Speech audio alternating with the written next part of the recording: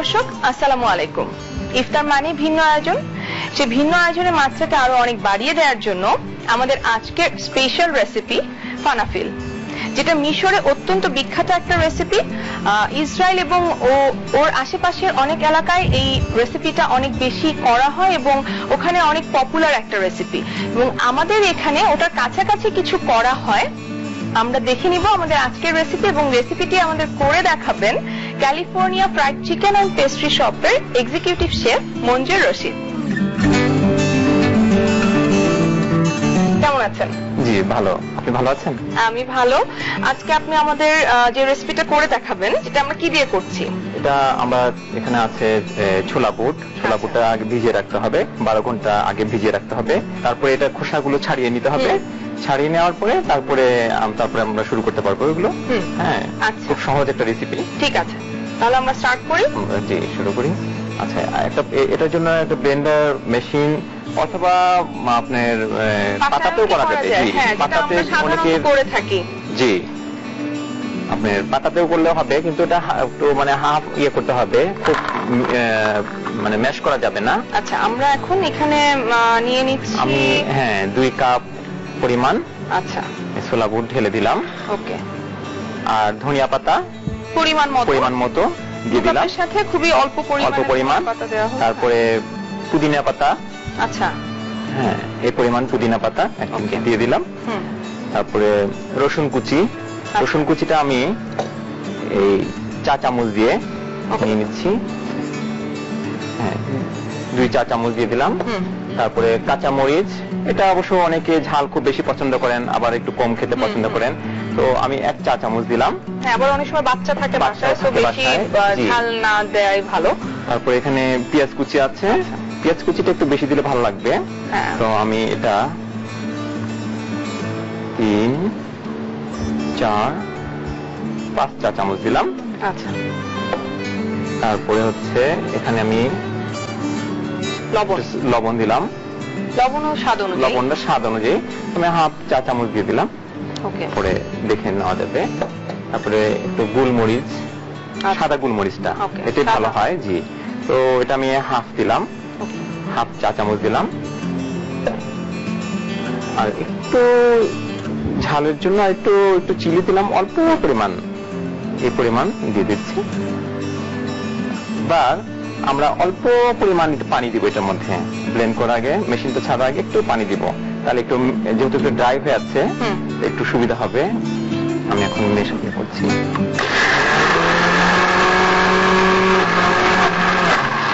পানিটা তো আমরা আসলে খুব অল্প পরিমাণে দিয়েছি, বাটার সময় যেটা হয় যে একটুখানি দিয়ে জাস্ট বাটতে যতটুকু লাগে, তাই না? জি, বাটতে যতটুকু লাগে, জি, ততটুকু পরিমাণ দিতে হবে। এরকম হয়েছে। হ্যাঁ, ঠিক আছে, দানা দানা আছে।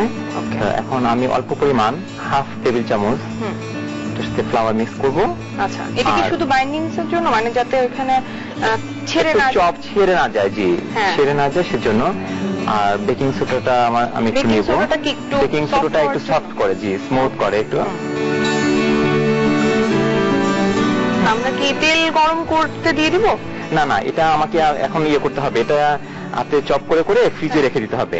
তাহলে ফ্রিজে একটু রেস্টে রাখতে হবে, 10-15 মিনিট ফ্রিজে রাখতে হবে, আধা ঘন্টা রাখলে আরো ভালো।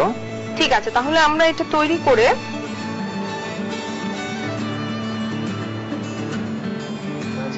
রাখবো। কি একটা প্লেট নিয়ে আসবো? প্লেটে রাখতে হবে এটা? এই যে একটা প্লেট, এখানে প্লেট আছে। আচ্ছা, আমরা এটাতে রাখি। ওকে,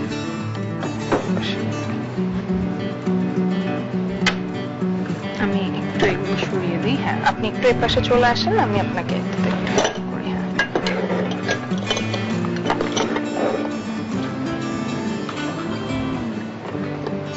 তাহলে আমরা এটা বানিয়ে ফ্রিজে রাখি, এবং এর মাঝে আমরা একটা বিরতি নিয়ে আসি। প্রিয় দর্শক, নিয়ে নিচ্ছি ছোট্ট একটা বিরতি, আমাদের সঙ্গেই থাকুন। শেফ, বিরতিতে যাওয়ার আগে তো আমরা চপগুলো ফ্রিজে রেখেছিলাম, এখন আমার মনে হয় আমরা আগে তেলটা গরম করে নিই, তারপর চপগুলো বের করলে ভালো। ভালো, ওকে। আরএফএল গ্যাস স্টোভের দেখেন কত মজা, অটো ইগনিশন টেকনোলজি ইউজ করেছে বলে এত সহজে আমরা অন অফ করতে পারছি না। আমরা কি ডিপ ফ্রাই করব? হ্যাঁ, মোটামুটি ডিপ ফ্রাই করতে হবে এটা। আচ্ছা, আর তেলটা কি বেশ ভালো গরম হতে হবে? স্লো টেম্পারেচারে করি।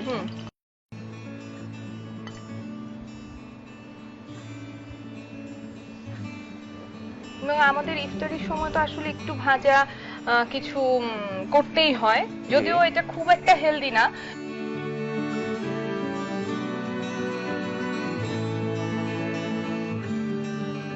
স্লো হিটে করলে মানে এটা ভিতরে কাঁচা থাকবে না। ওকে। আর কালারটা সুন্দর হয়। হ্যাঁ, না হলে তো আসলে পুড়ে যাবে। কিন্তু আমাদের এখানে এই আমাদের এই স্টোভের একটা কিন্তু খুব ভালো ব্যাপার আছে, সেটা হচ্ছে ব্রাশ বার্নার যেহেতু এখানে ইউজ করা হয়েছে, তাই চারপাশে কিন্তু হিটটা একইভাবে লাগছে। এখানে দেখাই যাচ্ছে যে চারদিক দিয়ে প্রত্যেকটা কিন্তু সমানভাবে ব্রাউন হয়েছে।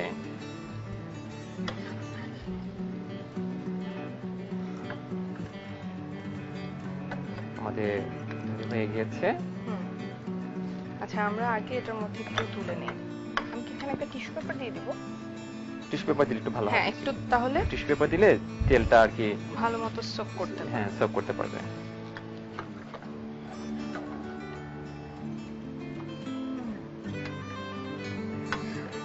কালারটা খুব সুন্দর হয়েছে এবং আমার ধারণা যে খেতে খুব মজা হয়েছে, কারণ আমি খুব সুন্দর একটা মানে স্মেল পাচ্ছি। আমার ধারণা যে খেতে এটা খুবই মজা হয়েছে।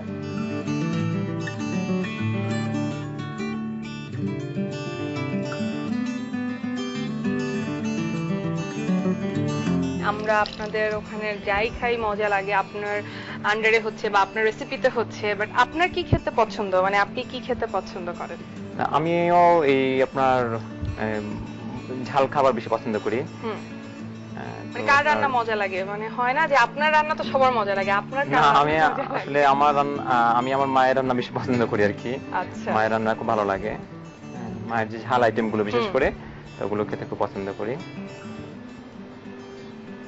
কালার গুলো এত সুন্দর হয়েছে, কালারটা এপাশে গুলো হয়ে গেল, আমরা তুলে দেই। আচ্ছা, আমরা এখানে একটা সস তৈরি করেছি। এটা হচ্ছে এই আপনার কাহিনী সস। কাহিনী সস এটাকে বলে। তো এই ফালাফেলের সাথে এই সসটা খুব ভালো লাগে। এই সসটা কিভাবে বানানো হয়? এই সসটা হচ্ছে সিসামি তিল আছে, সাদা তিল। সাদা তিলকে ম্যাশ করে, ম্যাশ করার পরে ভালো করে আমরা বাসায় করতে পারবো। জি, পাটায় বেটে। ওকে। হ্যাঁ, পাটায় বেটে তারপরে আপনার ওটার মধ্যে একটু দিলাম, একটু গোলমরিচ, তারপরে একটু অলিভ অয়েল। অলিভ অয়েল যদি নাই থাকে তাহলে সেক্ষেত্রে আপনার ওই ভেজিটেবল অয়েল দিলে চলবে। একটু ভেজিটেবল অয়েল, তারপরে আপনি একটু সল্ট দিয়ে, তারপরে একটু গোলমরিচ, সাদা গোলমরিচ দিয়ে তারপরে এই সসটা করা যায়, খুব সহজে করা যায়। এটা খুব ভালো একটা সস, এটার সাথে খেতে খুব ভালো লাগে। ঠিক আছে, তাহলে আমরা এটা একটা কাজ করি, এটা গার্নিশ করে ফেলি না? এটা গার্নিশ করে ফেলি।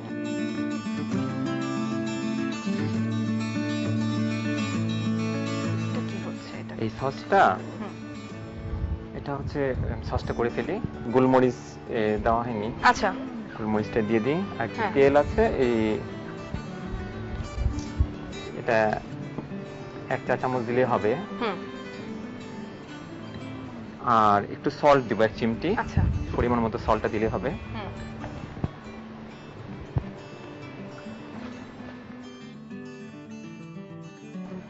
তো আমরা এভাবে সসটা এখানে পাশে রেখে তো আমরা সবাই মিলে বাসায় মানে খেতে পারি। তাহলে তৈরি হয়ে গেল আমাদের আজকের রেসিপি ফালাফেল। প্রিয় দর্শক, আমি তো বাসায় ট্রাই করব, আপনারা নিশ্চয়ই করবেন। আপনাদের জন্য প্রস্তুত প্রণালীটি আরেকবার। ফালাফেল তৈরির উপকরণ: বড় ছোলা বুট 2 কাপ, পেঁয়াজ কুচি 2 টেবিল চামচ, রসুন কুচি 1 টেবিল চামচ, ধনিয়া পাতা কুচি 2 টেবিল চামচ, কাঁচা মরিচ কুচি 2 চা চামচ, সল্ট ডাপার পরিমাণ মতো, বেকিং সোডা 1 চা চামচ, ময়দা 3 টেবিল চামচ, গোলমরিচ গুঁড়ো 1 চামচ, জিরা গুঁড়ো 1 চামচ, পুদিনা পাতা 2 চা চামচ। প্রস্তুত প্রণালী: কমপক্ষে 12 ঘন্টা ছোলা বুট ভেজাতে হবে। খোসা ছাড়িয়ে নিন, তারপর ব্লেন্ডারে অথবা পাটায় সকল উপকরণগুলো আধা বাটা করুন। তবে ময়দা ও বেকিং সোডা পরে মেশাতে হবে। গোল গোল করে চপ বানিয়ে কিছুটা সময় ফ্রিজে রাখুন। এবার চপগুলো ডুবো তেলে ভাজুন। মঞ্জুর ভাই, আপনাকে অনেক ধন্যবাদ, আপনি এত মজার একটা রেসিপি আমাদের করে দেখালেন। আপনাকেও ধন্যবাদ এবং প্রিয় দর্শকদের সবাইকে ধন্যবাদ। প্রিয় দর্শক, আরএফএল গ্যাস স্টোভ ভিন্ন স্বাদের ইফতার আজকের আয়োজন এ পর্যন্তই। আগামী পর্বে নতুন কোনো রেসিপি নিয়ে আসছি আপনাদের কাছে। ভালো থাকুন, সুস্থ থাকুন এবং সবসময় আনন্দে থাকুন।